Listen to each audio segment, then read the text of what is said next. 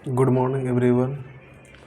पिछले क्लास में हम लोग देखे थे त्रिभुज का समरूपता और समरूपता से जुड़े बहुत सारे बात हम लोग किए थे 6.1 के इंट्रोडक्शन क्लास में।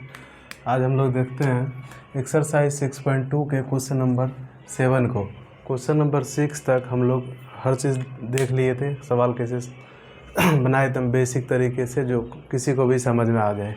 आप फोकस कीजिएगा, आपको समझ में आएगा। अभी क्वेश्चन नंबर 7 है कि प्रमेय 6.1 का प्रयोग करते हुए सिद्ध कीजिए कि एक त्रिभुज की एक भुजा के समान मध्य बिंदु से होकर दूसरी भुजा के समांतर खींची गई रेखा तीसरी भुजा को समद्विभाजित करता है।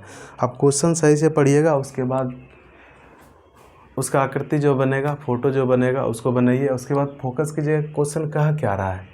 क्वेश्चन कह रहा है कि त्रिभुज का प्रमेय 6.1 का प्रयोग करते हुए। प्रमेय 6.1 हम लोग क्लास 9 में पढ़े थे। अगर आपको नहीं याद हो तो आप फिर भी आपसे ये क्वेश्चन बन जाएगा और बहुत आसानी से आपको समझ में आएगा। अब देखिए क्वेश्चन पे आते हैं। बोल रहा है कि त्रिभुज की एक भुजा, हम मान लेते हैं कोई त्रिभुज हमें दिया हुआ है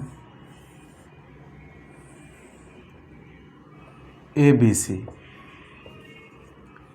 त्रिभुज दिया हुआ है। अब इसमें क्या कह रहा है कि मध्य बिंदु से, एक भुजा के मध्य बिंदु से, एक भुजा हम ले लेते हैं AB, इसका मध्य बिंदु ले लेते हैं जिसका नाम दे देते हैं D, से होकर जाने वाली दूसरी भुजा के समांतर, तो दूसरी भुजा इसको मान लेते हैं, इसके समांतर एक हम रेखा खींच दिए। ये बोल रहा है कि तीसरी भुजा को भी समद्विभाजित करता है, मतलब इसको समद्विभाजित कर रहा है तो इसको भी समद्विभाजित करता है। ये आपको सिद्ध करना, क्लास 9 में हम लोग सिद्ध कर चुके हैं। फिर से यहाँ देखते हैं कि उसी प्रमेय का प्रयोग करते हैं, उसको सिद्ध करना है। तो सबसे पहले हम लोग को जो दिया है उसको लिख लेंगे। हल, माना कि त्रिभुज ABC में AB का मध्य बिंदु D है, ठीक है। इसका मतलब हो गया क्या, मध्य बिंदु D है। इसका मतलब हो गया कि AD बराबर DB है, AD बराबर DB है। अब आपको क्या करना है, सिद्ध करना है। ये जो बोल रहा है कि सिद्ध करना है,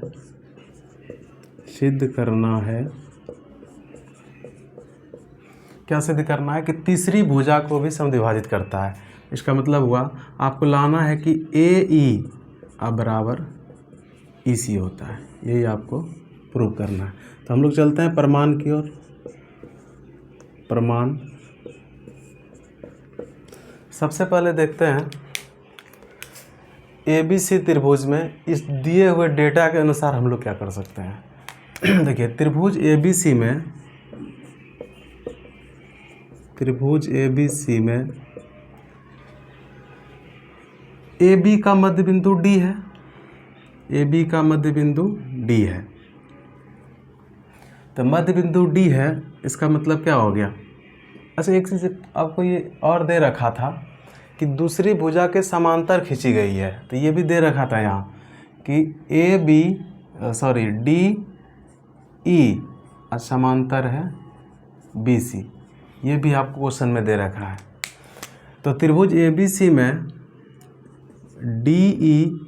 यहाँ DE समांतर BC ऐसा दिया हुआ है। तो हम लोग 6.1 अभी जो 6.1 पढ़े वहाँ पढ़े थे थेल्स पर में, उसमें ऐसा ही आपको दिया गया था कि त्रिभुज ABC में, कोई त्रिभुज ABC है उसमें D समांतर BC है, मतलब त्रिभुज ABC है इसमें D समांतर BC है। तो थेल्स क्या कहता था कि AD बाय DB अब बराबर हो जाएगा AE बाय EC, ठीक है। ये कैसे था, तो थेल्स प्रमेय से या थेल्स से। अब आपको क्या क्वेश्चन पहले से पता है, क्वेश्चन आपको पता है कि AD बराबर दिया हुआ है DB, यानी कि AB का मध्य बिंदु D था तो AB बराबर दिया हुआ है DB। तो आप इसको क्या लिख सकते हैं, अब ऐसे लिख सकते हैं कि AD बराबर DB था, तो इसका मान आप 1 रख सकते हैं। अब बराबर AE बटे EC। देखिए कैसे हुआ, चूँकि AD बराबर DB है, अगर इसको हम 1 ले लेते हैं और इसको भी 1 ले लेते हैं तो 1 और 1 बराबर हो गया, तो 1 ही रहा, इसलिए 1 हो जाएगा। या इसको 2 ले लीजिए आप, इसको भी 2 लीजिए, 2 और 2 बराबर है, तो कटेगा ना जब, तो एक बार में कट जाएगा। या इसी को आप ऐसे लिख सकते हैं कि AD बटे DB बराबर 1, ठीक है, ऐसे इस रूप में लिखा जाएगा। इसलिए AD बाई DB का वैल्यू कितना आ गया, 1 आ गया। तो यहाँ से आप लिख सकते हैं इसको कोना कोनी गुना करके कि AE इधर से गुना नीचे 1 है, गुना कर लीजिए, AE बराबर ये हो जाएगा आपका EC। अगर ऐसा आ गया तो हम लोग तो यही पता करना था कि सिद्ध करना था कि AE बराबर EC। मतलब ऐसा अगर आ गया AE बराबर EC, तो इसके कहने का मतलब है कि अर्थात AC भुजा को बिंदु E समद्विभाजित करता है, समद्विभाजित करता है, ठीक है। ये आपका प्रूव हो गया। आपको कहीं भी कोई दिक्कत हो ना, आप बार बार जितनी सारी बातें बताए, जो भी बोले, आप क्वेश्चन को 1 बार 2 बार 3 बार पढ़िए और उसको अप्लाई कीजिए फ़ोटो पे। अप्लाई करने के बाद इतनी सारी चीज़ जो आपके सामने रखा है, इसको बार बार समझने की कोशिश कीजिए, आपको समझ में आएगा।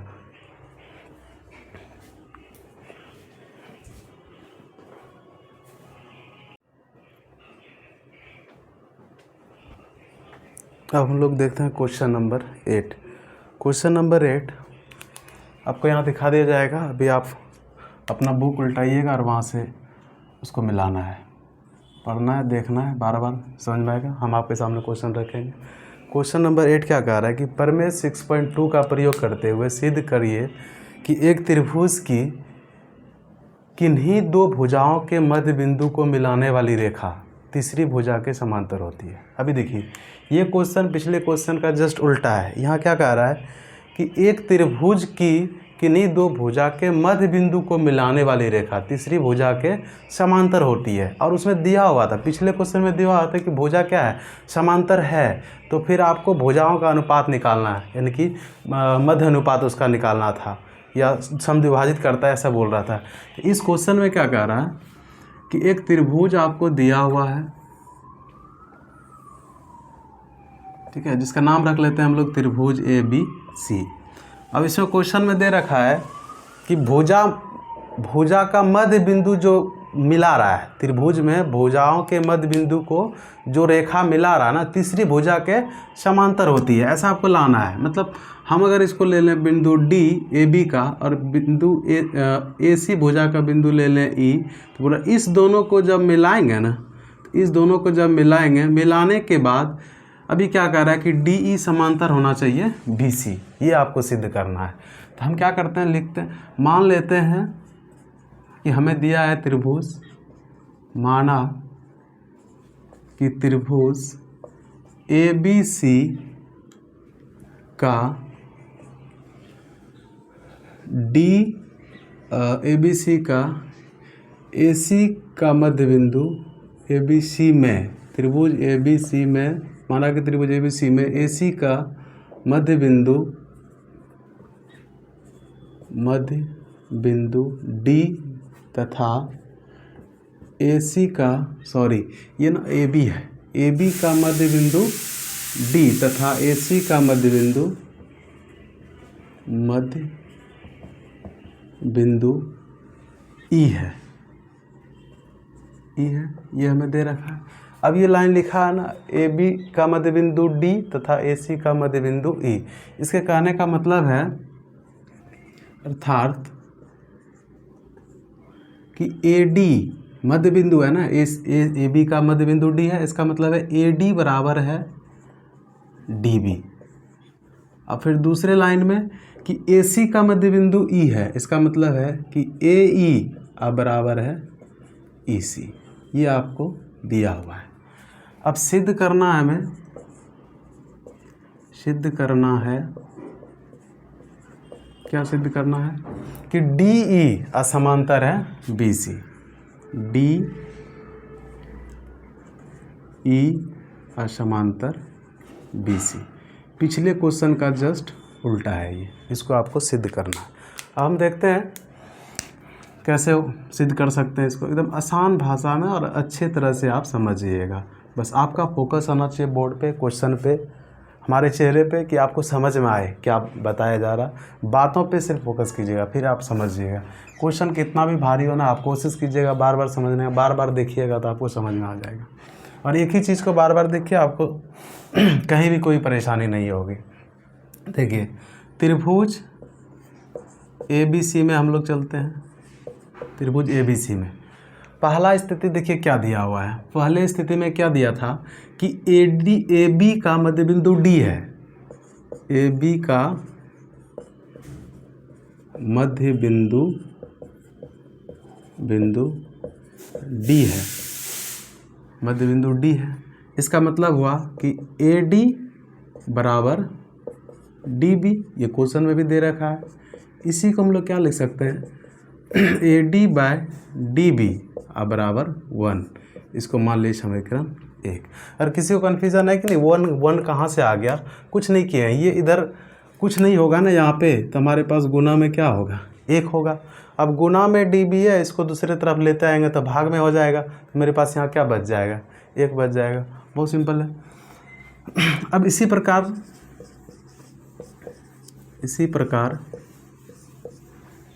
AC भुजा में देखते हैं कि AC पर मध्य बिंदु E है। AC पर मध्य बिंदु E है, तो इसका भी मतलब हो गया क्या, AE बराबर EC या AE बटे EC बराबर 1। इसको मान लेते हम लोग इक्वेशन 2।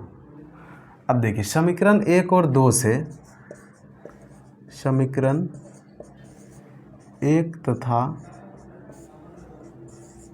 2 से हमें क्या दिख रहा है कि इसका जो LHS है और इसका जो RHS है, इसके LHS और इसके RHS में संबंध कैसा दिख रहा है। तो इसका RHS 1 है, राइट हैंड साइड दायां पक्ष, और इसका भी RHS 1 है। अगर ये दोनों तरफ बराबर होना है तो इधर वाला भी स्वतः बराबर हो जाएगा। मतलब AD बाय DB अब बराबर हो जाएगा आपका AE बाय EC।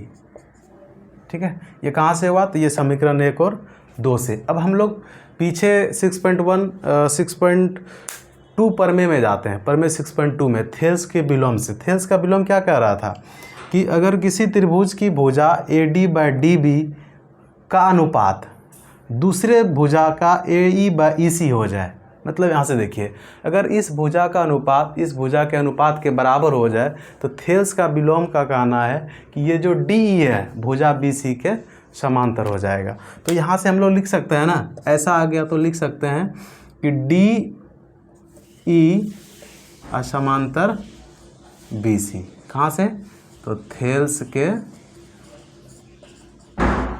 विलोम से, थेल्स के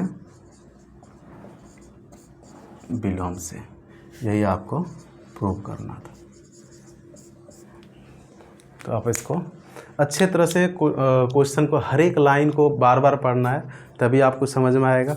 और एक ही क्वेश्चन, एक ही चीज़ को, एक ही क्वेश्चन को बार बार आपको प्रैक्टिस करना है। बार बार क्वेश्चन का सॉल्यूशन बदलने से आपको बातें याद नहीं होगी, इसलिए आप अच्छे से इसको कॉपी कर लीजिए। अब हम लोग चलते हैं क्वेश्चन नंबर 8 के तरफ। क्वेश्चन नंबर 8 क्या कह रहा है कि एक चतुर्भुज है, समलंब चतुर्भुज, उसमें AB भुजा समांतर है DC के और विकर्ण उसके परस्पर बिंदु O पर प्रतिच्छेद कर रहे हैं।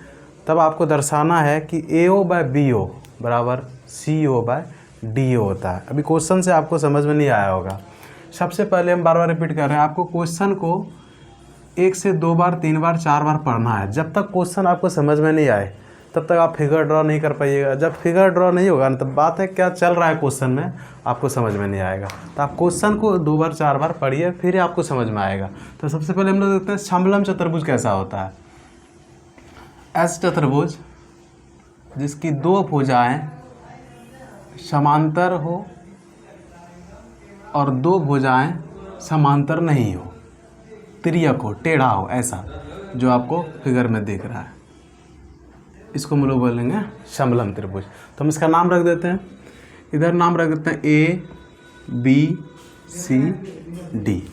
अब क्वेश्चन में क्या कह रहा है कि इसका जो विकर्ण है परस्पर बिंदु O पर प्रतिच्छेद करता है, तो विकर्ण इसको बोलते हैं BD।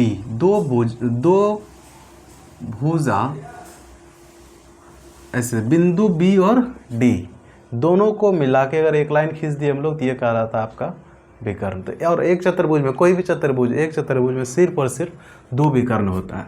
कभी कभी ये भी क्वेश्चन पूछ लिया जाता है। अब देखिए यहाँ से हम लोग A से C को भी मिला लेंगे, ड्रॉ कर लेंगे एक लाइन। तो ये दोनों जो विकर्ण बना, ये कहाँ पे प्रतिच्छेद करता है, इस जगह पे। इसका नाम बोल दिया बिंदु O। अब क्वेश्चन में बोल रहा है कि AO by BO, AO by BO और फिर CO by DO, CO by DO एक ही अनुपात में है।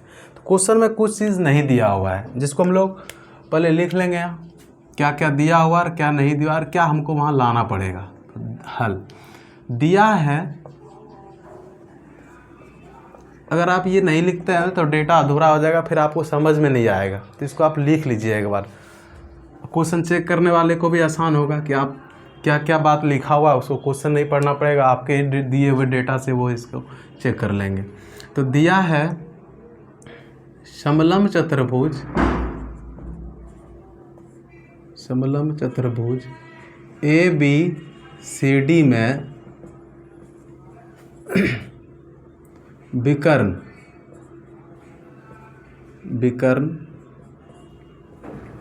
परस्पर बिंदु O पर प्रतिच्छेद करती है, प्रतिच्छेद करता है। ठीक है, आपको यहाँ एक रचना करना पड़ेगा। रचना क्या है? रचना हम यहाँ क्या करते हैं, O से AD रेखा पर एक काल्पनिक रेखा खींचते हैं, ऐसा। ठीक है, और इसका नाम दे देते हैं ABCD, इसका नाम दे देते हैं E। ठीक है, OE से E को मिला दिए, OE से E को मिला दिए। ठीक है, एक ही आपको रचना करना पड़ेगा। तो यहाँ लिखेंगे हम लोग OE से मिलाए। मिलाने से क्या हुआ ना कि ये OE AB के भी समांतर हो गया और ये OE DC के भी समांतर हो गया, या CD के भी समांतर हो गया। तब हम लोग आते हैं प्रमाण में। मिलाने से जो मिला आपको बाद में लिखेंगे। अब प्रमाण सिद्ध क्या करना है पहले वो देखिए। सिद्ध करना है कि AO बाय BO बराबर CO बाय DO, ये आपको प्रूव करना है। ठीक है, अब हम प्रमाण में देखते हैं कैसे क्या कर सकते हैं। इसमें आप बातों पे और क्वेश्चन पे फोकस कीजिएगा, आपको बहुत आसानी से समझ में आएगा। अब इससे आसान भाषा कुछ नहीं होता है, और थोड़ा बहुत आपको अपना दिमाग लगाना ही पड़ेगा, सेंस लगाना पड़ेगा, चलाना पड़ेगा दिमाग। अगर ज़िंदा है तो जिए, लगाइए, नहीं लगाते तो फिर आप पीछे ही रह जाइएगा। अब देखते हैं हम लोग यहाँ से त्रिभुज एक बन रहा है ADC। देखिए एक त्रिभुज बन रहा है ADC त्रिभुज में देखिए, त्रिभुज ADC में, ADC त्रिभुज में क्या होता है, अगर ये वाला लाइन कुछ पल के लिए हम लोग हटा लें ना, तो आपको दिखेगा यहाँ से कि ADC त्रिभुज में OE भुजा DC के क्या है, समांतर है। OE समांतर हो गया DC या CD, OE समांतर DC। तो हम लोग पीछे पढ़े हैं थेल्स के प्रमेय से कि अगर एक त्रिभुज की एक भुजा के समांतर कोई दूसरा भुजा रेखा खींचा जाए ना, तो बाकी दो शेष भुजा बचा उसको समानुपाती यानी कि समान अनुपात में विभाजित करता है। आधारभूत समानता प्रमेय ही इसको ही बोलते हैं। थेल्स के प्रमेय का दूसरा नाम आधारभूत समानुपातिकता प्रमेय भी है। तो हम यहाँ क्या कर सकते हैं, इसको लिख सकते हैं कि AE/ED बराबर AO/OC। कैसे? तो थेल्स से, ठीक है, थेल्स से लिख सकते हैं। अब इस लाइन को हम पूरा कर लेते हैं। अब यहाँ दूसरा त्रिभुज कौन सा दिख रहा है आपको? ऊपर से अगर ये वाला लाइन हम थोड़ा देर के लिए हटा लें तो यहाँ दिखेगा आपको त्रिभुज ABD। अब त्रिभुज ABD में चलते हैं।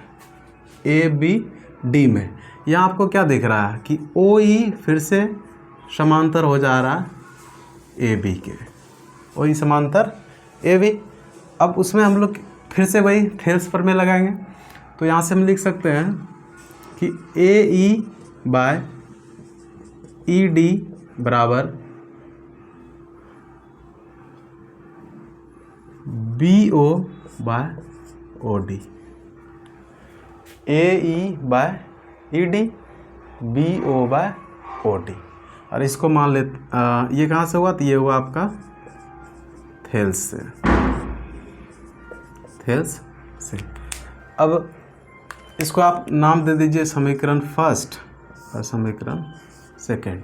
इस लाइन को मिला लेते हैं, अच्छा लग रहा देखने में। अब देखिए समीकरण 1 और 2 से एक चीज़ आपको दिख रहा होगा। समीकरण 1 तथा 2 से क्या दिख रहा है कि इसका लेफ्ट हैंड साइड, समीकरण 1 का लेफ्ट हैंड साइड और समीकरण 2 का भी लेफ्ट हैंड साइड, बायां पक्ष और बायां पक्ष एक ही है। जब बायां पक्ष एक ही है ना, तो इधर वाला भी क्या हो जाएगा?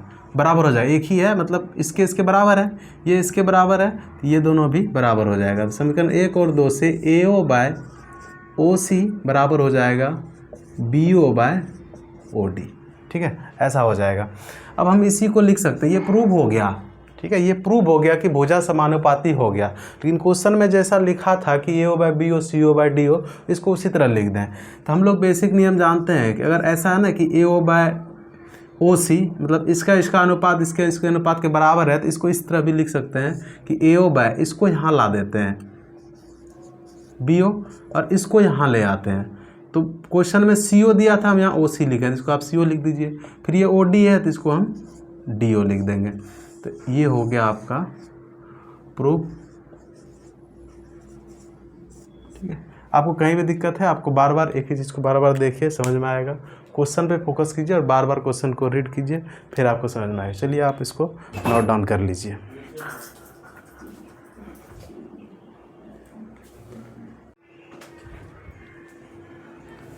क्वेश्चन नंबर 10 क्वेश्चन नंबर 9 का जस्ट अपोजिट है। इसमें आपको क्या दिख रहा है? क्वेश्चन कह रहा है कि एक चतुर्भुज है ABCD जिसका विकर्ण परस्पर बिंदु O पर प्रतिच्छेद कर रहा है और AO/BO बराबर CO/DO दिया हुआ है। कुछ डेटा हम पहले से लिख के रखे हैं इसलिए, क्योंकि क्वेश्चन नंबर 9 और ये जस्ट उल्टा है। तो आप इसको समझ लीजिए, थोड़ा कम टाइम में आपको आंसर मिल जाएगा और समझ में भी आ जाएगा आसानी से। तो सबसे पहले हम देखते हैं कि ये एक ABCD चतुर्भुज हो गया, समलंब चतुर्भुज है, बट आपको सिद्ध करना है कैसे है। और हम रचना किए कि OE से मिला दिए इसको, जो AD को E पे काट दिया ये OE। अब एक चीज़ और दिया हुआ था कि AO/BO बराबर CO/DO, और उसके बाद मिला दिए। अब आपको सिद्ध करना है कि ABCD एक समलंब चतुर्भुज है। देखिए समलंब चतुर्भुज तभी होगा जब ये AB भुजा DC के समांतर होगा। समांतर है तभी समलंब होगा, और ये दोनों भुजा एक दूसरे के अपोजिट डायरेक्शन में होना चाहिए। तो वो अपोजिट है, फोटो में दिख रहा है, बट आपको सिद्ध करना है। अब देखिए समलंब चतुर्भुज है, इसका मतलब हो गया कि AB समांतर DC, यही आपको लाना है क्वेश्चन में, जैसे भी वो प्रूव करना है। तो सबसे पहले हम लोग चलते हैं त्रिभुज ABD में। अब फोकस कीजिएगा फोटो पे।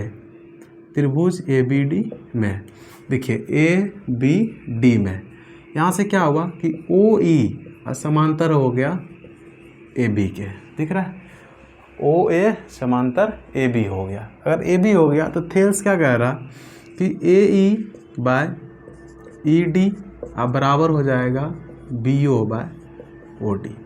ये होगा आपका थेल्स से, ठीक है, थेल्स से। इसको हम नाम दे देते हैं समीकरण 1, ठीक है, समीकरण 1। अब देखिए एक चीज़ आपको पहले से दिया हुआ था, पहले से क्या दिया हुआ है, पहले से दिया है कि AO बाय BO बराबर CO बाय DO है। इसको हम बोल देते हैं समीकरण 2। समीकरण 1 और 2 से आप देखिए, समीकरण 1 तथा 2 से ये डेटा दिया आपको इसीलिए था कि आप इसका यूज़ कीजिए, इसका प्रयोग कीजिए, तब जल्दी सॉल्व होगा। नहीं तो आप बारी बारी से इस त्रिभुज के समांतर लाए, इसके भी समांतर लाए, फिर बाद में दोनों के समांतर हो जाएगा। लेकिन इस डेटा का दिया, इस डेटा को देने का मतलब यही था कि आप इसका यूज़ कीजिए कहीं ना कहीं और इससे प्रूव कीजिए कि AB समांतर DC है। तब यहाँ आते हैं हम लोग, देखिए AE बाय ED किसके बराबर है, BO बाय OD के। देखिए यहाँ BO बाय OD के बराबर है। इसी को ऐसे भी तो लिख सकते हैं, चलिए इसको थोड़ा चेंज करते हैं, इसको ऐसा भी तो लिख सकते हैं कि AO बाय CO बराबर BO बाय DO, ऐसा भी लिखा सकता है, ठीक है। इसको ऐसा भी लिख सकते हैं। अब इसको नहीं, इसको समीकरण 2 मान लेते हैं। ठीक है, इसको लिख सकते हैं हम लोग AO बाय BO बराबर CO बाय DO है।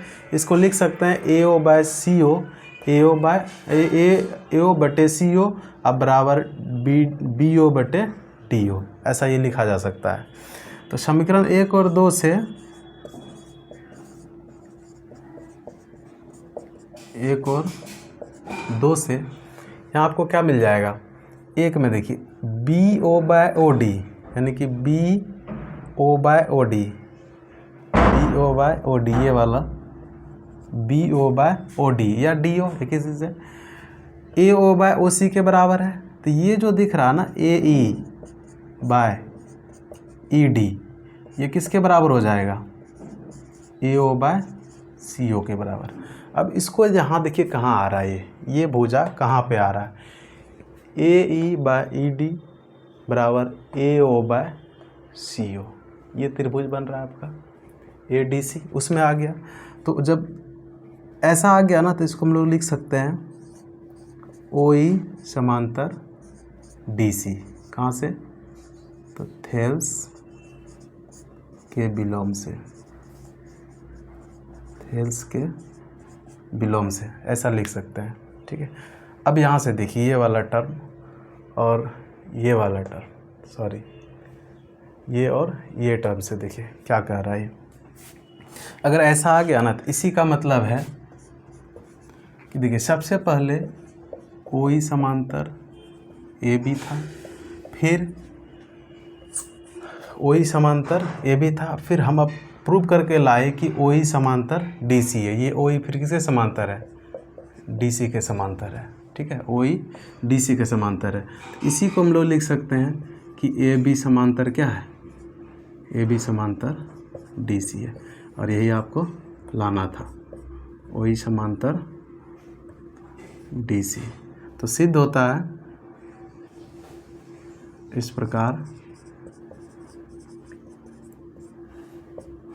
चतुर्भुज ABCD एक समलम चतुर्भुज है, समलम है। थोड़ा सा इसको आप अच्छे से देखिएगा, बार बार बनाने की कोशिश कीजिएगा, प्रैक्टिस कीजिएगा, समझ में आ जाएगा। चलिए आज इतना ही रहने देते हैं। अब हम लोग अगले क्लास में अगले टॉपिक को कवर करेंगे। तब तक आप जुड़े रहिए और ऐसे ही मन से तैयारी करते रहिए और अच्छे मार्क्स क्लास 10th और आगे वाले आने वाले क्लासेस में भी लाने का कोशिश करेंगे, और आप करना भी चाहिए। धन्यवाद।